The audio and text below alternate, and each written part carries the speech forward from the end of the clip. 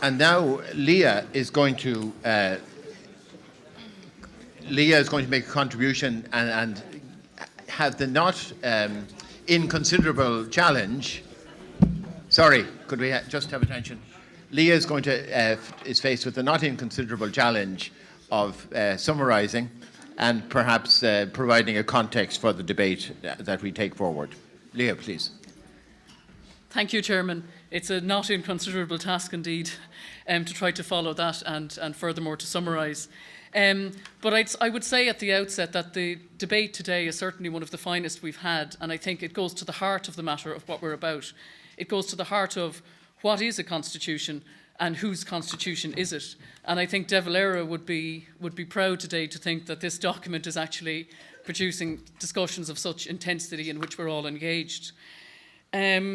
What I propose to do just very briefly is highlight some points from today's discussions and kind of pose a few questions.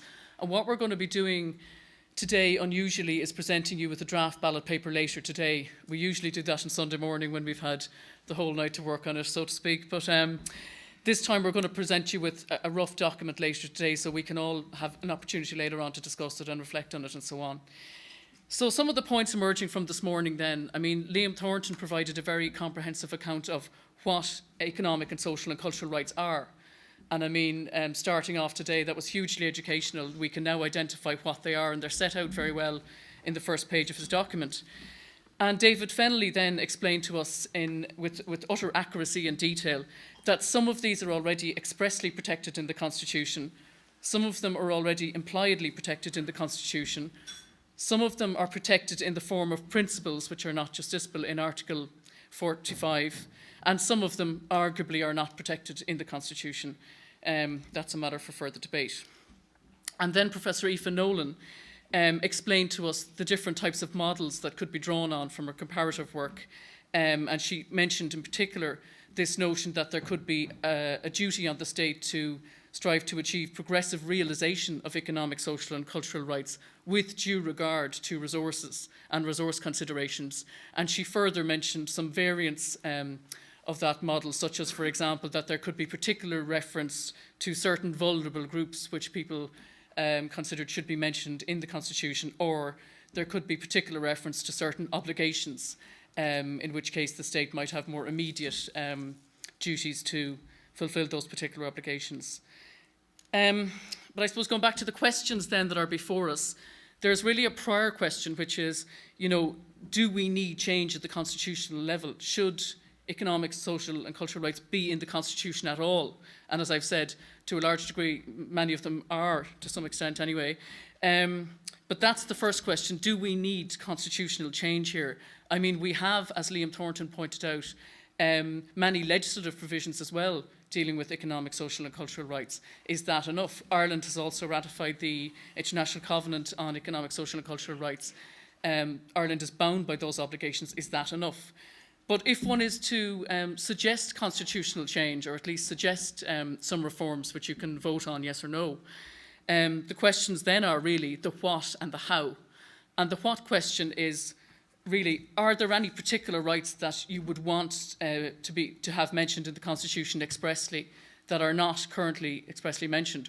Or would you want to change in the wording?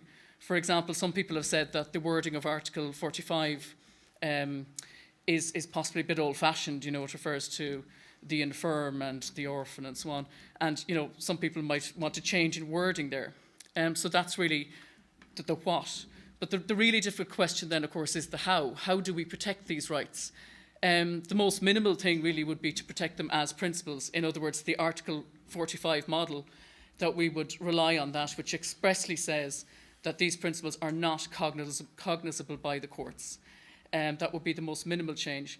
At a further level, a more extreme change, if you like, would be to put in a provision that these are rights, and either to say that they are cognizable by the courts, or simply to describe the duty of the state to respect, protect and fulfil these rights, and really let the whole thing play out, as Michael McDougall was suggesting, something that wouldn't appeal to him, and the notion that we could let the courts decide to what extent they could enforce these rights.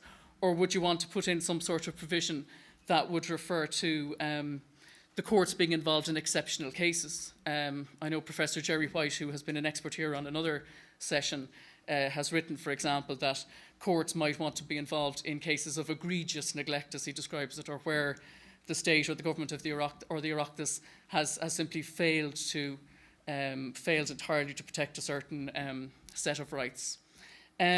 So those are the kind of questions we might have before us. And I should add in one other sort of option as well that some people might want on the ballot paper, which is the notion that this whole area be deferred to another body for further consideration or so on. That's something that we looked at in the context of our Doyle reform recommendations. And that's something that if there was support for it, we could add in as well on the ballot paper. I think that's enough for me, really, Chairman. Thank you. Okay, I think... I have to say, I think that's a very fine summary, and I think it gives perhaps an indication of the unfolding thinking that is surrounding the construction of the ballot paper. Obviously, there's more work needs to be done on it, and we will come back to you hopefully with a first draft of this at 4:45. Again, no mean challenge. What I propose now is, again, with renewed thanks to all of the panellists this afternoon, that we break for coffee. We resume at 4 o'clock for a roundtable discussion.